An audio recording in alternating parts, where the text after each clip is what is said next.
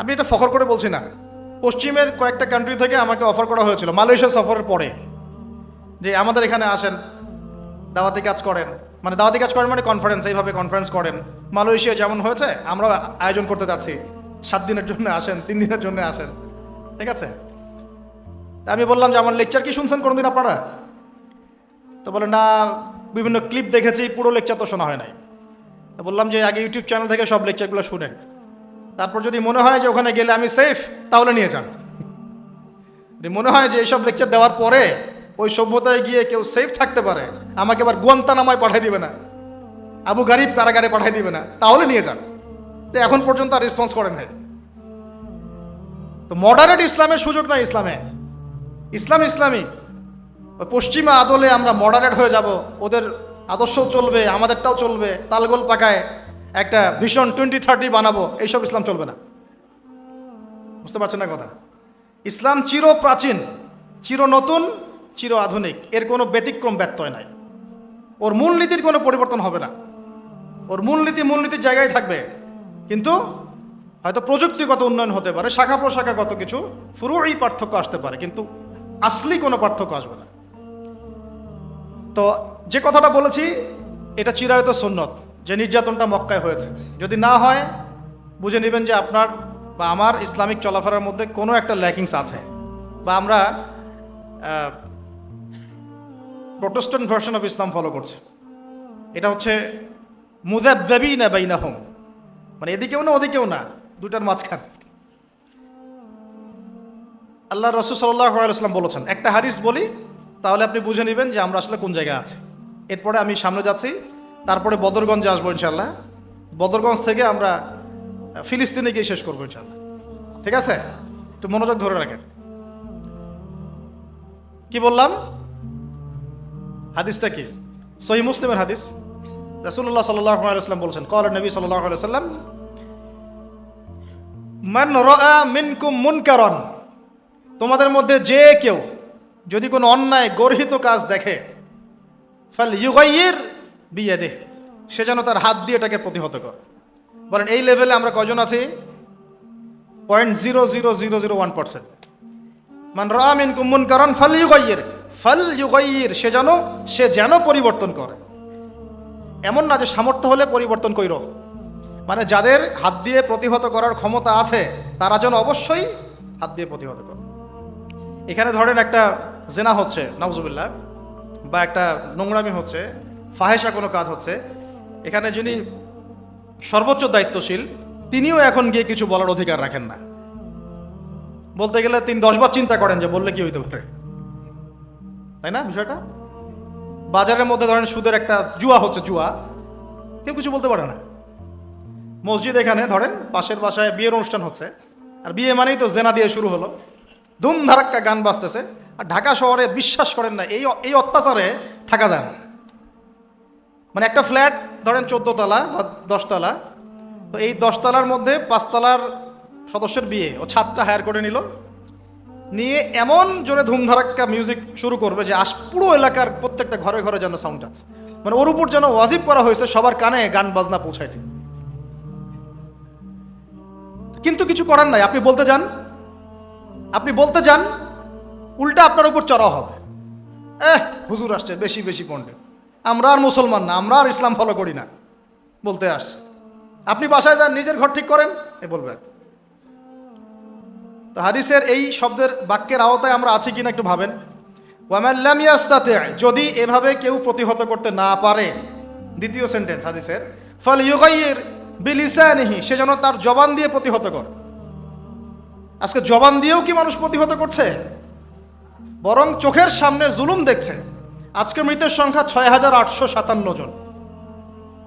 আজকে গাজার মৃতের সংখ্যা 6,857 জন। একটু আগে আমি খবর দেখে আসছি।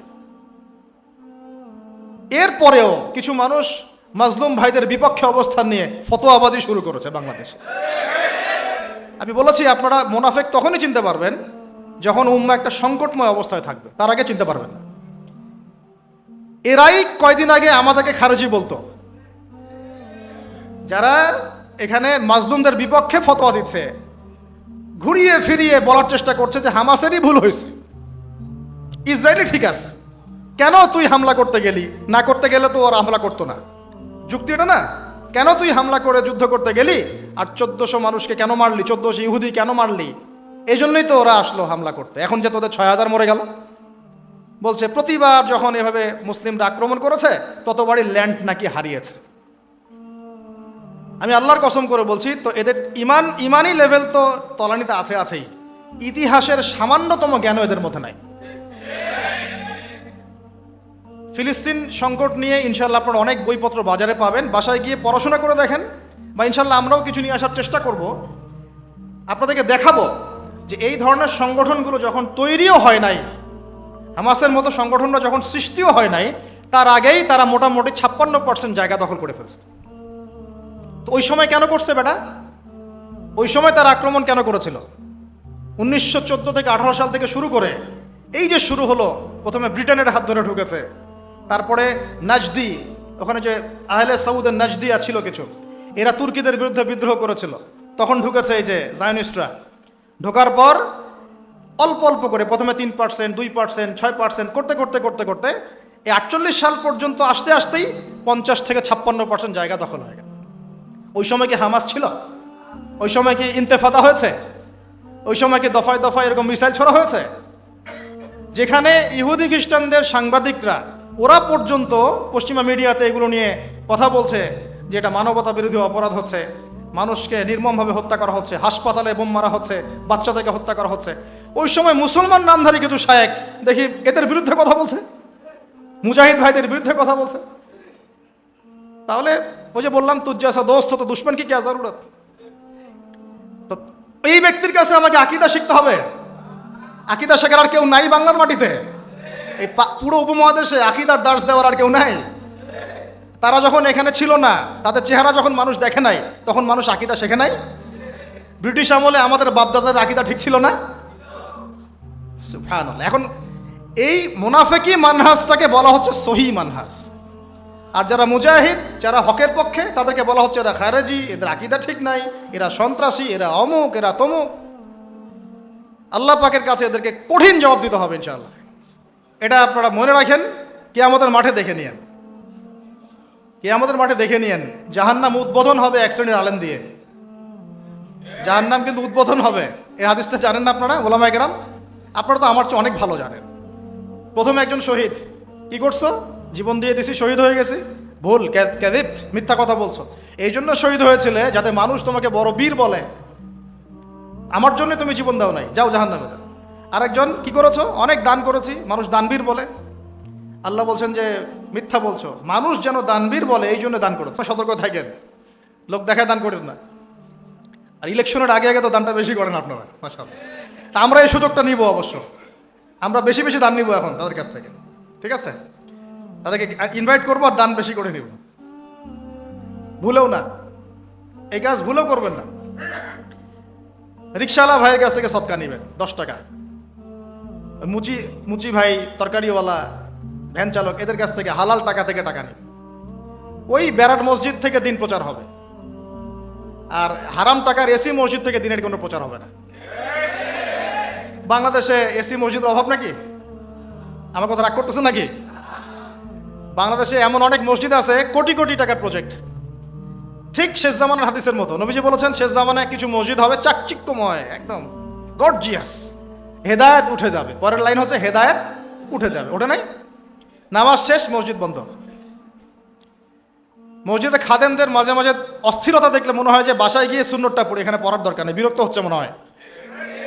নামাজ শেষ হওয়ার পর তাড়াতাড়ি এসি বন্ধ করতেছে, লাইট অফ করতেছে, ফ্যান অফ করতেছে। ভাই তাড়াতাড়ি যান, কিন্তু বিল উঠতেছে।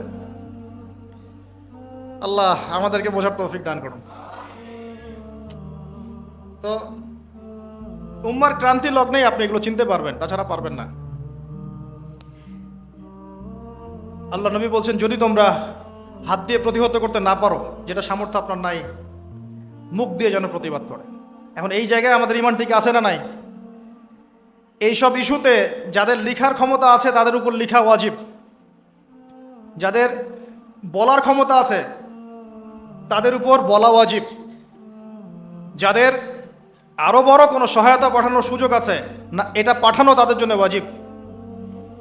যাদের রাষ্ট্রীয়ভাবে কিছু করার ক্ষমতা আছে ওইটা করা তার উপর ওয়াজিব, আর যার এসব কোনো কিছুই করার ক্ষমতা নাই তার উপর দোয়া করা ওয়াজিব। আমাদের কি দোয়া করার ক্ষমতা নাই? আল্লাহ পাক শুনবেন না আমাদের দোয়া? এখন আসেন, ফাইল্লাম ইয়াস্তাতি, যদি তোমরা এতেও সক্ষম না হও, আরে বাবা মুখে কথা বলারও সুযোগ নাই, মুখে বললেও সমস্যা, অবস্থা খারাপ, গর্দান থাকবে না। আবু হুরায়রা রাদিয়াল্লাহু আনহু বলেছিলেন একটা কথা, যে আমি এমন অনেক এলেম জানি যেগুলো যদি আমি এখন বলা শুরু করি আমার গর্দান থাকবে না। সে একই কথা আমাদেরকেও মাঝে মাঝে ইশারা ইঙ্গিতে বলতে হয়, যতটুকু বলছি এতে বুঝে নেন, এর চেয়ে বেশি বলতে গেলে আমাদের গর্দান নাও থাকতে পারে। আর আমি ইসরায়েলের হিস্ট্রি পড়েছি, ওর পুরো হিস্ট্রি মোটামুটি আমি পড়েছি, আর এই লাস্ট এই পুরো এক মাসে আরও বেশি করে পড়েছি। যারাই তাদের এগেনস্টে দাঁড়িয়েছে কথা দিয়ে কলম দিয়ে বিভিন্নভাবে, এরা তাদেরকে গুপ্ত হত্যা করেছে।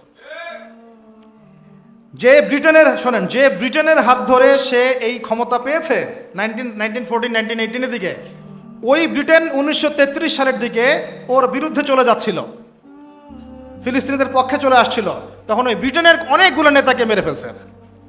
এরা এই জাতি, এরা কোন জাতি আপনাকে একটা আমি এক্সাম্পল দিয়ে বোঝাই, এরা হচ্ছে নবীদেরকে হত্যা করা জাতি। কাদেরকে বলেন? আমি কি মিথ্যা বলছি? কোরআনে যদি এটা না থাকতো তাহলে আপনি বলতেন যে আমি মিথ্যা বলছি। এটা আমি বলি নাই, আল্লাহ পাক বলেছেন পবিত্র কোরআনে, তোমরা নবীদেরকে হত্যা করেছো। সুবহানাল্লাহ। আর এরা আমাদের নবী মুহাম্মদ সাল্লাল্লাহু আলাইহি ওয়াসাল্লামকেও 2 বার হত্যা করার চেষ্টা করেছে, একবার বনু নাজির যুদ্ধের আগে আর একবার খায়বার যুদ্ধের সময়। ওটা শেষ করবো আমি ওইদিকে এসে। তো ভাই আমরা যারা মুখ দিয়ে বলতে পারবো না তাদের ফাইল্লাম ইয়াস্তাতি ফাবি কলবিহি, তাহলে যেন অন্তর থেকে ঘৃণা করে। এখন আপনি বলেন এই হাদিসের আওতায় আমাদের ঈমান টিকে আছে না নাই? অ্যাটলিস্ট মন থেকেও কি ঘৃণা করে? সাধারণ মানুষ মন থেকে অন্তত ঘৃণা করে। আর যদি ওয়াযালিকা আদআফু মিনাল ঈমান, মানে এটা হচ্ছে ঈমানের সবচেয়ে নিচু লেভেল, তার মানে যার মন থেকেও ঘৃণা আসছে না, ঈমানের সাথে কোনো সম্পর্ক নাই, ব্যাস সোজা কথা। তো এখন আমাকে বলেন, যারা চোখের সামনে এই জুলুম, নির্যাতন, অন্যায় বছরের পর বছর দেখে আসতেছে, তার উপরে মাজলুমদের পক্ষ না নিয়ে জালেমদের পক্ষে ফতোয়াবাজি করতেছে, ঈমানের কোন লেভেলে তারা আছে? তাদের কাছে আমাদেরকে দিন শিখতে হবে, ওখানে আকীদার দার্স দিতে হবে, ওখানে আমাদেরকে সহি শিখতে হবে, সহিটা শিখতে হবে। আর সমস্ত ওলামায়ে কেরাম মরে গেছে সারা ওয়ার্ল্ড থেকে। আল্লাহর ওয়াস্তে নিজের আকীদা, নিজের আমল নামার ফিকির করেন। কেউ কাউকে বাঁচাবে না কালকে আমাদের মাঠে। যদি এই দুনিয়াতে আমরা হকপন্থী না হতে পারি, শ্বাস চলে গেলে আর হকপন্থী হতে পারবো, আমরা কিছু করতে পারবো না, আমরা জানি। এখন এখানে বসে দোয়া করতে পারছেন, আপনি হয়তো আপনি মন থেকে ব্যথিত হচ্ছেন, হ্যাঁ, মুখ দিয়ে কিছু প্রতিবাদ করতে পারছেন, ফেসবুকে লিখতে পারছেন, এই তো আপনার দৌড়। আমাদের দৌড় এই পর্যন্ত না। আমরা তো রাষ্ট্রীয়ভাবে চাপ দিতে পারবো না, ওই জায়গায় আমরা নাই। আমরা তো তাদের প্রতিবেশী রাষ্ট্রও না যে সীমান্ত খুলে দিবেন, ওরা চলে আসবে রোহিঙ্গাদের মতো। পারবেন না। রোহিঙ্গাদের আমরা সীমান্ত খুলে দিয়েছিলাম না? লক্ষ লক্ষ রোহিঙ্গা আসে নাই, আশ্রয় দেয় নাই।